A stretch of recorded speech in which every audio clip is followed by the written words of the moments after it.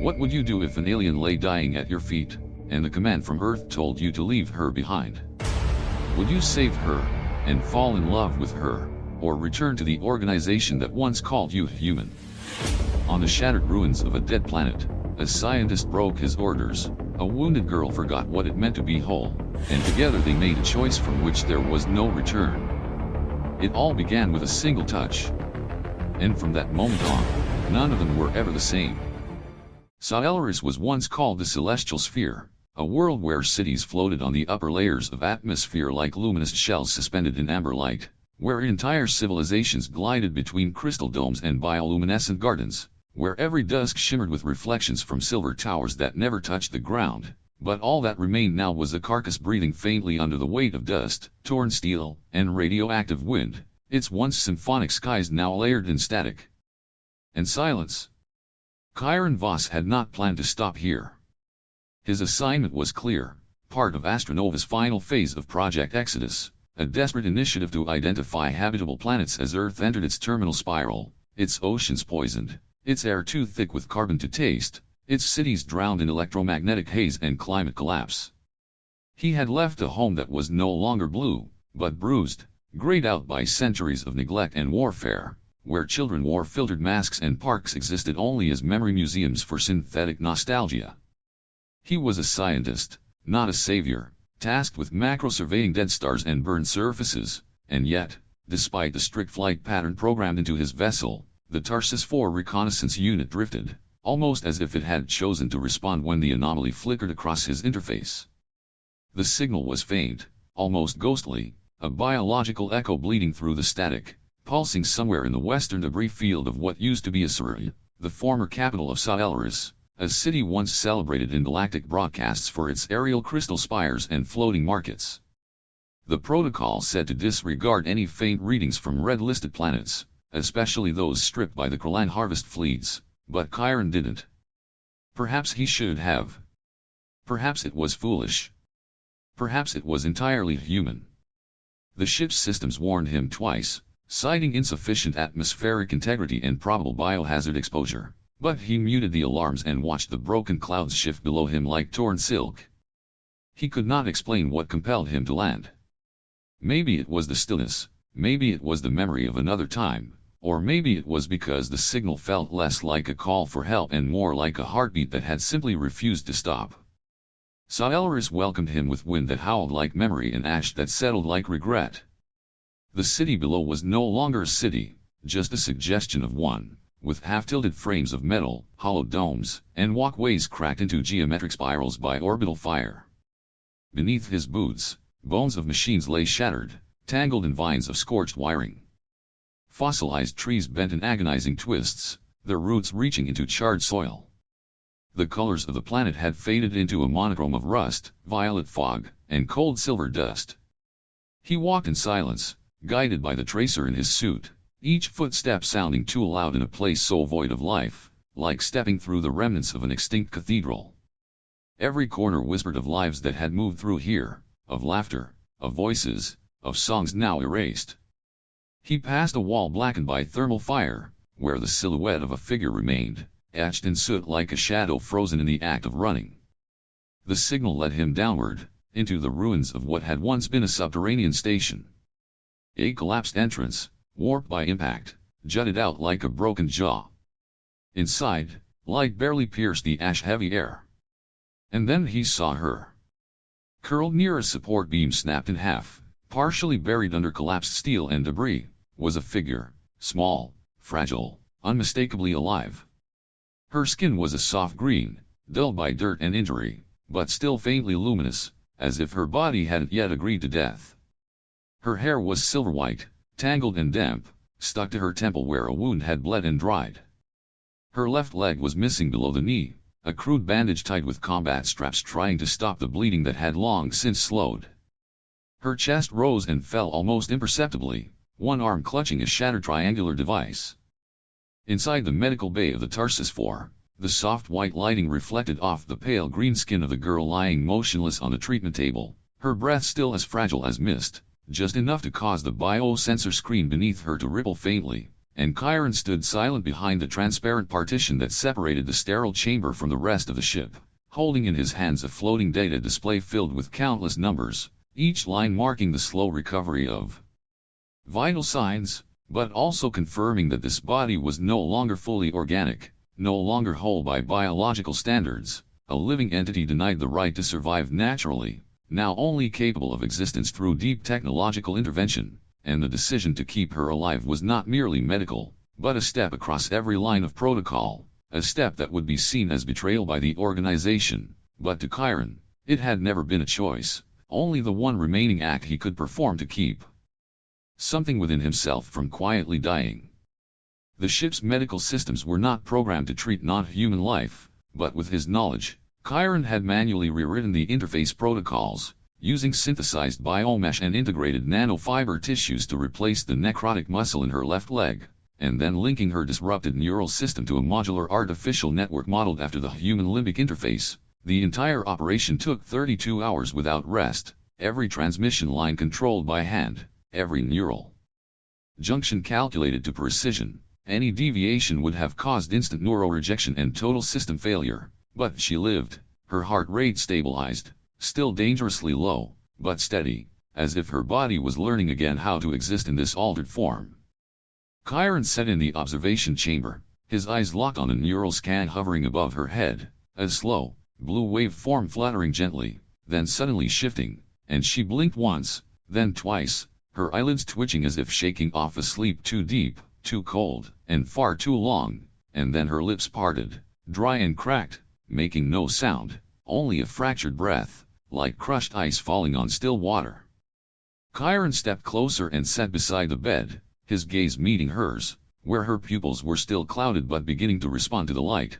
She did not recognize him, that was clear, but she was not afraid. She simply looked at him, for a long time, very slowly, and then her hand twitched, not in pain, but as if testing instinct, and then a wave of subtle convulsions passed through her body, as though each cell was reawakening, one by one.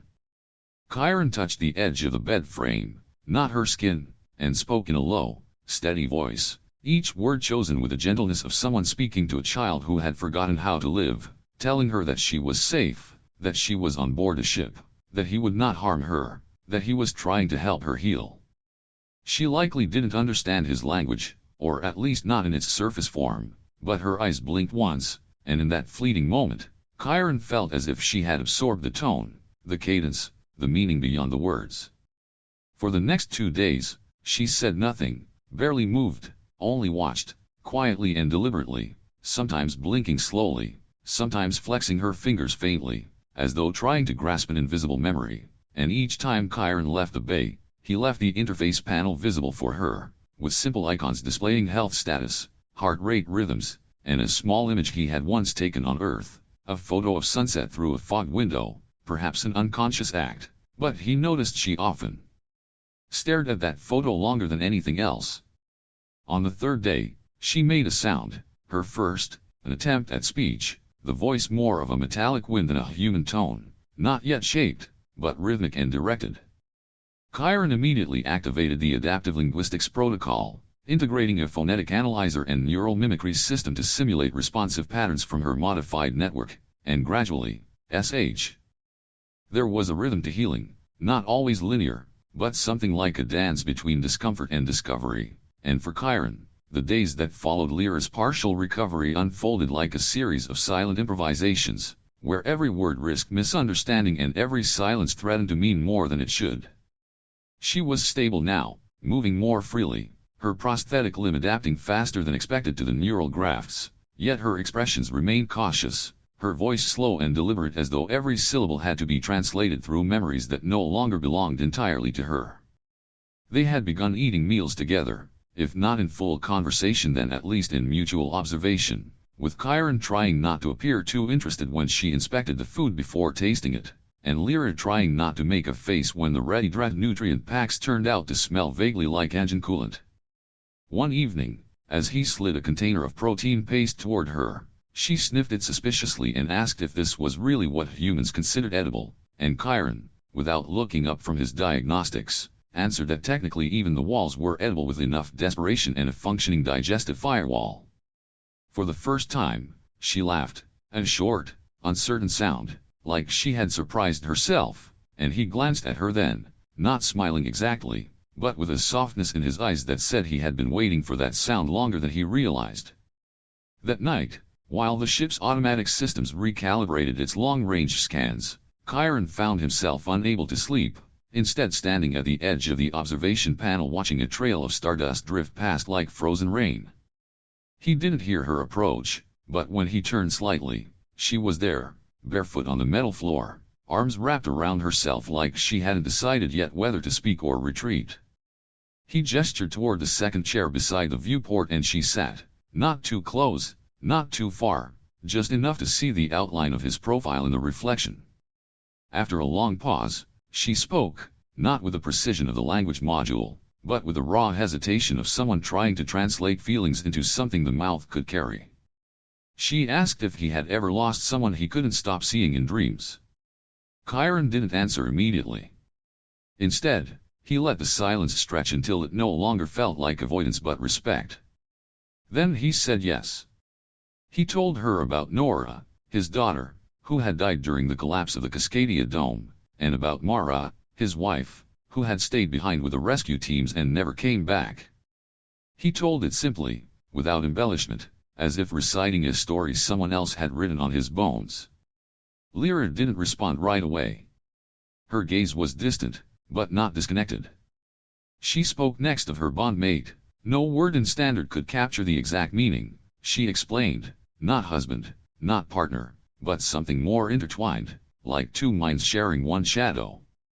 He had fought in the last wave against the Krallan, refused evacuation to defend the inner cities.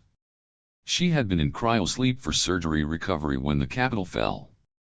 When she awoke, there was only static. For a while, neither of them spoke. Outside, a blue flare crossed the void, a comet fragment, forgotten debris trailing beauty without audience. Then, Lira said something that hung in the air like thread. Sometimes, I feel like pieces of him are still in me, but when I try to touch them, they slip away. Keiran nodded slowly. I know. It's like breathing through glass, you remember how it's supposed to feel, but the air never quite gets in. She turned to him then, her face illuminated by the dim cockpit glow, and in her eyes was not just sadness but understanding, the kind that only survivors shared, not of war, but of memory. When her fingers brushed against his, not by accident, not entirely deliberate either, he didn't move away. They sat like that, hands not quite joined, not quite apart, letting grief say what mouths could not. At some point, perhaps. There were moments when Keiran forgot they were fugitives, moments when Lira's laughter made the sterile interior of the Tarsus 4 feel like something close to home, moments when the clink of utensils or the quiet hum of the stabilizers felt like background music to a life that could have been, or almost was. But those moments, however warm, were borrowed from silence, borrowed from time, borrowed from the deep and indifferent systems that watched everything, and eventually, the galaxy remembered them. It started as a flicker in the auxiliary console, something too precise to be a solar flare, too rhythmic to be natural interference. Keiran caught it late one night while reviewing atmospheric samples from a nearby ice moon, the signal blinking 3 times, pausing, then repeating in a pattern unmistakably artificial. He adjusted the filter array, expecting static, hoping for error, but what came through was the AstraNova priority beacon, encoded in the frequency used for internal recall orders. His breath caught before his thoughts could, because he had not only disabled their outbound transmissions, he had scrambled their location hash, buried them in an unregistered quadrant, and yet, the signal had found them, or perhaps it had always been following. He muted the console and sat for a long time, fingers motionless above the interface, listening to the low, mechanical breathing of the ship, and beneath that, the quieter sound of Lira's sleep, rhythmic, fragile, and human in all the ways that mattered. When morning came, he didn't tell her. Instead, he made coffee thicker than usual and poured hers into the cup with a slightly chipped handle she favored. She accepted it with a grateful nod, not asking why he seemed distracted, perhaps sensing the answer and choosing silence instead of suspicion. Later that day, while running a surface scan on the nearest planetary ring, the signal returned, this time with identification markers, his own name blinking at the corner of the terminal like a name on a tombstone. They had not sent a fleet, not yet, but a relay probe would mean ships were within striking distance, likely automated scouts first, followed by a manned vessel. He knew the protocols. Phase 1 would be recon. Phase 2, enforced return. Phase 3, nullification. Keiran powered down the relay before the second code wave arrived, but he knew it was only a delay. Lira noticed. That night, when she returned from the rear chamber where she had taken to meditating alone, her eyes were sharper, her posture more guarded. She sat across from him, elbows on the table, her fingers threading together, and asked, in a voice calm but unblinking, what AstraNova would do if they found him. He hesitated, but only briefly, then told her the truth.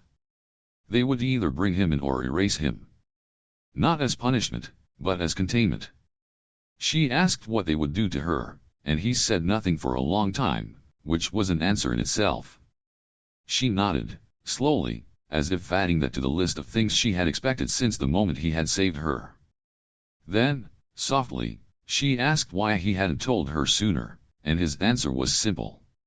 Because he hadn't wanted their time to change shape. Because every day since she had woken up had felt like something real again, and he had not wanted the world to press its weight onto them before it had to. She accepted that without protest, but the space between them felt different afterward, not colder, but sharper, like two hands reaching across a table already trembling. The next morning, the warning tones sounded before he reached the cockpit. An incoming pulse, locked to their proximity radius, already too close for evasion. Lira joined him in the command bay as the feed cracked open to reveal not a probe, but a communication drone. Its surface gleamed silver and black, marked with the AstraNova crest, and within moments, a static-filled hologram flickered to life, displaying a man Keiran knew too well. Commander Roart had not changed. His face was still carved from sharp lines and stricter PR. In the stillness that followed the withdrawal of the AstraNova retrieval ship, the silence felt heavier, not threatening, but dense, like the quiet that settles after a choice has been made and cannot be unmade. Keiran and Lira continued their routines, but the rhythm had changed, subtly at first, like the difference between walking beside someone and walking because of them. Each movement now carried the residue of decision, a faint echo of the moment Keiran had stepped off the boarding ramp and dropped his identity into the dust. There were no immediate consequences, no alarms, no chase, but they both knew the effects would not be delayed forever. It was not about being hunted anymore. It was about becoming something outside of systems, outside of categories, no longer human in the administrative sense, no longer alien in the conceptual sense, but simply alive and unrecognized. They took the ship low, skimming the fractured mountains of Caeliris to avoid long-range detection, and found shelter in a collapsed observatory once used by the original settlers. The structure was half sunken into the earth, its ceiling breached, but its foundations were intact, and beneath layers of dust and fallen beams, the central dome still open to the sky. They worked together to clear a space, Keiran handling the heavier debris while Lira calibrated the old solar interfaces. She moved slowly at times, not from pain but from an unfamiliar weight, something she could not yet name. In the evenings, they sat near the dome and watched the stars rotate without urgency. Lira asked once why humans always looked to the stars as if they owed them something. Keiran replied that maybe it was less about answers and more about asking questions somewhere quiet enough to hear them. One night, after setting up a filtration canopy over a buried freshwater stream, Keiran returned to the observatory and found Lira staring at the monitor array he had rigged. It was playing a memory log, one from long ago, of a child's voice reading a story about trees that glowed in the dark and animals that remember dreams. When the playback ended, she didn't look at him immediately. She asked if that was his daughter's voice, and he said yes. She said it was beautiful, and then there was a long pause, not heavy, not uncomfortable, just a space held open by mutual reverence. That night, Lira sat beside him and asked if he had ever believed in things before they could be proven. He said he used to, once, when the world was younger or maybe just when he was. She asked if he thought he could believe again. He didn't answer, but he did not move away when she rested her head on his shoulder. The next day, they found a cache of ancient materials in the observatory's lower chamber, including fragments of Caeliran biocircuitry, dormant but still intact. Lira handled them with a kind of sacred recognition, her fingers tracing the symbols etched into the metal like a forgotten language trying to remember itself. She spent hours there, not speaking, not translating, but simply touching, as if listening to something deeper than sound. Keiran watched from the entryway, arms crossed, knowing she was remembering a world she had lost twice, once to war, and once to survival. That evening, while repairing a fractured vent panel, Lira paused and placed her hand against the metal of the dome, just beneath where the night sky peeked through. Keiran approached, and before he could ask, she turned to him and said she felt strange, not sick, not broken, just different, like something had taken root inside her that did not belong entirely to her past or to her engineered body. He asked if it was pain, and she shook her head. He asked again if she wanted him to run scans. She said no. She said she wanted to feel it first, before measuring it. That night, the air felt thinner, not in pressure but in meaning, as if the boundaries between what they were and what they might become had begun to blur. They lay together beneath the open dome, wrapped in thermal fabric, the cold sky above them blank. The observatory was quieter than usual that night, not in the way silence arrives when a place is empty, but in the way breath stills between words that matter, as if the old walls themselves had learned to listen. After the retrieval ship had left, and after the decision had been made with no ceremony and no reversal, Keiran and Lira remained in the upper chamber long after the stars had risen, their bodies tired but their thoughts unwilling to rest. The table before them was still scattered with tools and leftover scraps of data panels, but neither of them moved to clear it. The past clung to the air, thick and unsaid, waiting. It was Lira who broke the quiet first, her voice soft, uncertain not from fear, but from the weight of memory. She asked him to tell her about them, about the ones he had lost, and Keiran, after a pause that stretched a little too long, nodded slowly and leaned back in his chair. He spoke of Mara, his wife, a woman of fire and precision, who had spent her final months organizing evacuation corridors while their world crumbled around her. He spoke of Nora, his daughter, who had once drawn stars on the inside of his helmet visor and told him to find the one that smiled back. He did not speak of the day they died, only of the days before, and how silence afterward had never felt like peace, only absence with sharp edges. Lira did not interrupt. She listened, her hands folded on her lap, her face unreadable except for the gentle tension in her jaw, like someone holding back a storm until it found its shape. When he fell silent, she looked out toward the open ceiling where the stars flickered dimly through fractured glass, and then she told him of her bondmate, a man named Saren who once built wind harps along the ridge of their village, who had chosen to stay behind when the clan descended, not out of glory, but because someone had to keep the signal towers running so the children could escape.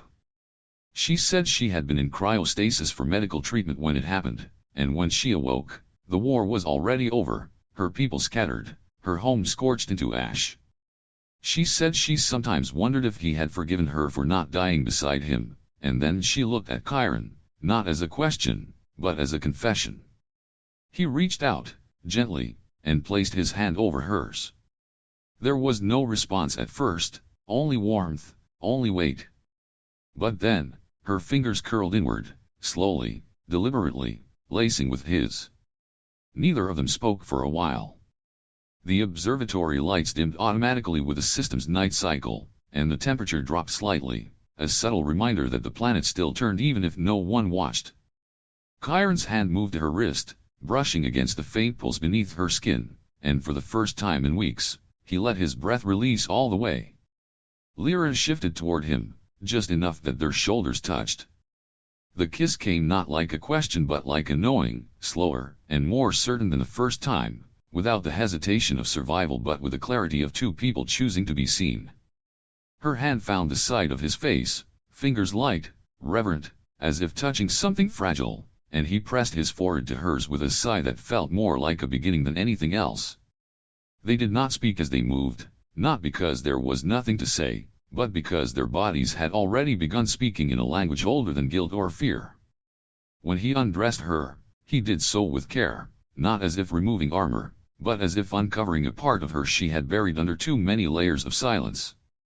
Her scars, old and recent, caught the faint light of the stars, but she did not flinch when he touched them. She let him see. And when she reached for him, there was no uncertainty in her touch, only invitation. They lay together beneath a dome where the stars watched quietly, not with judgment, but with something closer to witness. Keiran moved slowly, attentively, and Lira did not close her eyes. She kept them open, watching him as he watched her, both of them breathing through. The days that followed did not rush forward, they arrived like slow ripples in a shallow tide, each one brushing gently against the edges of what remained, not demanding action, only reminding Keiran and Lira that the world was still turning, even if it no longer knew their names. The observatory had become more than shelter by then, it had become something between a sanctuary and a question, a space where ghosts did not speak but hovered quietly in the dust, waiting to be acknowledged. Keiran spent more time near the old console bay, not to check the outer transmissions or run atmospheric diagnostics, but to listen, just in case the silence carried something beneath it, a pattern, a breath, a whisper from the stars. Lira noticed the change in his posture, how he moved more slowly, not from fatigue but from weight, the kind that builds quietly when the past you abandoned begins to leak into your present. One evening, while they were reconfiguring the solar converters, she asked him what he remembered most about the world he left behind, not about the war or the loss, but about the ordinary pieces, the things no one would archive in a database. He paused, adjusting a cable that no longer mattered, then said he missed the sound of rainfall on metal rooftops, the way it made every silence feel warmer. He asked her the same, and she said she missed the taste of wind in the mountains before the domes were built, before the skies were filtered and war became a language everyone spoke. That night, she woke from a dream with tears in her eyes, not violent tears, not panic, only the kind that fall when something long buried surfaces without permission. Keiran held her without asking what it was, and she clutched the fabric of his shirt like it tethered her to now. In the morning, she told him she had dreamt of her city, not as it was in the end, but as it was before, filled with light and music and people who still believed the future was theirs. She said her own name had sounded different in that world, fuller, unfractured. Keiran didn't speak, he only pressed his forehead gently against hers, and for a moment they shared that silence like a room where memory and presence could exist together. The following days brought change in small forms. Lira began sorting the fragmented circuits from the lower chamber, not to fix them, but to understand them, to feel through her fingers the patterns of her people's brilliance, even if that brilliance had failed to save them. Keiran started carving a record into a salvaged data core, not encrypted, not hidden, but open, a declaration, or maybe a confession, of what it meant to walk away from orders and choose something smaller but truer. He didn't write about betrayal or mission failure, he wrote about breath, about shared meals, about how silence sounds different when it is not empty. Lira often watched him work, and once, as he reread a passage aloud, she interrupted to say he had used the wrong word, that what he called mercy was actually belonging. He nodded, deleted the word, and replaced it without hesitation. On the 9th day, the outer sensors caught movement. A ship, far off, not approaching, just passing through the quadrant.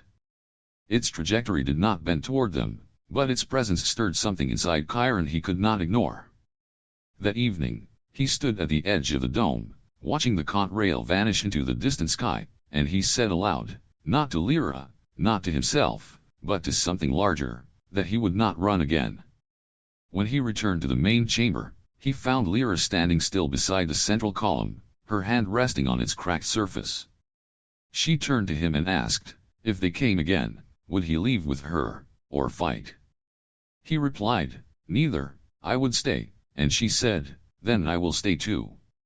In that moment, something final shifted, not with fear, not with defiance, but with quiet resolve. the kind that grows only after too much has been lost to pretend anything else will ever feel permanent. That night, as they lay together beneath the fractured glass, the first sign that something was wrong came not with sound or light but with silence, the kind that stretches beyond ordinary quiet, becoming too perfect, too symmetrical, a stillness that feels measured rather than natural, and it happened as they passed into the region known only by rumor and warnings as the Crosshead. Keiran had not intended to guide the Tarsus for anywhere near the coordinates, but gravitational drift, combined with electromagnetic irregularities in the planetary crust, had nudged the vessel off course during a short-range resource scan. The ship's instruments, though slow to respond, confirmed what they both already sensed, that this was no ordinary sector. Light outside the dome no longer moved in predictable arcs. Shadows seemed to bend in the wrong direction. When Lira stepped out to realign the solar antenna, her voice over comms arrived with a 1-second delay, but only sometimes, and never consistently. Keiran ran diagnostics for hours, but nothing held. Magnetic orientation wavered, memory logs began duplicating at random intervals, and time-stamped footage played backward without warning. At first, they joked about it. Lira said the observatory had a mind of its own, and Keiran replied that at least it had better manners than the AstraNova board. They laughed together in the dark, the kind of laughter that clings a little too tightly to the edge of worry. But the disorientation deepened. On the second day, Keiran awoke to find the dome fully open, though he was certain he had sealed it before sleeping. He found Lira standing beneath the sky, motionless, as if listening. When he asked what she heard, she responded not with confusion, but with a whisper, saying she thought she had heard a heartbeat, not her own, not his, but the dome's. On the third day, they began experiencing memory interference. Keiran saw images of his old lab on Earth projected faintly onto the curved walls of the observatory, translucent, flickering like film, and when he touched the surface, it was cold, unchanged, but the image lingered, as if the structure was not showing him the memory, but remembering it with him. Lira saw her childhood home, the vines that used to creep across its sky window, the scent of mineral leaves that no longer existed, and once, she claimed to hear her bondmate's voice saying her name, not in grief or longing, but in warning. They knew the Crosshead was not a physical storm, but something deeper, a collision point of magnetic decay and gravitational feedback loops, where time folded imperfectly into itself, where memory and possibility drifted too close. On the fourth day, they began tethering themselves to the console before sleeping, fearing displacement, or loss of orientation. Despite it, Keiran awoke once with his hand gripping a tool he had not used in weeks. Lira awoke with words written on her arm in a script neither of them remembered writing, symbols resembling the Caeliris warning glyph for return. The fifth and sixth days blurred. Keiran could no longer distinguish between dream and waking. He once found himself standing at the edge of the observatory's crater with no memory of walking there. Lira, who had taken to sketching symbols into the dust for grounding, found her drawings erased every morning, despite placing motion sensors near them. On the seventh day, Keiran collapsed, not from injury but from neural overload. His implants, though largely dormant, registered false inputs across his sensory matrix. He heard voices calling from beneath the floor. He saw his daughter's face reflected in a water filter tank. Lira stayed beside him, applying pressure to his spine where feedback pulses had disrupted his equilibrium. She whispered to him as he drifted between fever and lucidity, telling him that he was still here, that the light was still real, that she was not a ghost. On the eighth day, they stopped trying to resist the phenomenon. Instead of struggling to anchor themselves to conventional logic, they began narrating their experiences to each other in real time. Keiran told. The morning light arrived like breath against a closed window, gentle and unsure, filtering through the fractured dome with such quiet grace that neither of them stirred at first, as if even the sun had learned to tread softly in the presence of what was now growing between them. Lira had not spoken through the night. She had rested with her hand curled near her belly, her breath shallow but even, her eyelids fluttering occasionally with dreams that she would not recall. Keiran sat beside her, his back pressed against the wall, knees bent, arms crossed loosely, too tired to move, too alert to sleep. He had been counting her breaths without realizing it, marking time not by stars or clocks, but by the rhythm of another person's persistence. He thought of what it meant to be alive without a map, without a protocol, without a name for the thing they had created, not by plan or accident, but by the strange physics of intimacy, of morning turned into motion, of bodies learning to trust again not only themselves but each other. When Lira finally opened her eyes, she did not speak. She looked at Keiran with a gaze that held no fear, only a question that didn't need to be asked. He nodded once. She smiled, not fully, not brightly, but with a weary kind of peace reserved for people who have survived one storm only to hear another one humming just beyond the horizon. The pregnancy, if it could be called that, was not following any recognizable pattern. Her body, shaped by a different biology and now partially rebuilt with human systems, carried the signs of change in strange ways. Her pulse remained steady, but her core temperature had risen slightly. The artificial nerve interface implanted in her lower spine had begun to emit irregular feedback loops, not painful, just unfamiliar, like her system was translating something even it didn't yet understand. Keiran ran scans every morning, though Lira had asked him not to treat her like a subject. He never said what he saw in the results. Instead, he logged everything privately, creating a separate archive, one not connected to any network, written in a mixture of Earth Standard and Caeliran glyphs, a language only they would read, or perhaps, one day, someone else. On the third day after the crosshead, Lira began to feel movement. It was not kicking, not sharp, but a shift, like gravity had subtly changed its rules inside her, like something within was choosing its own center. She told Keiran at dusk, while they were preparing one of the nutrient stews he had been slowly learning to improve with minerals scavenged from the forest perimeter. She had placed a hand on her stomach and whispered it, not dramatically, not with ceremony, but like she was telling him the color of the sky.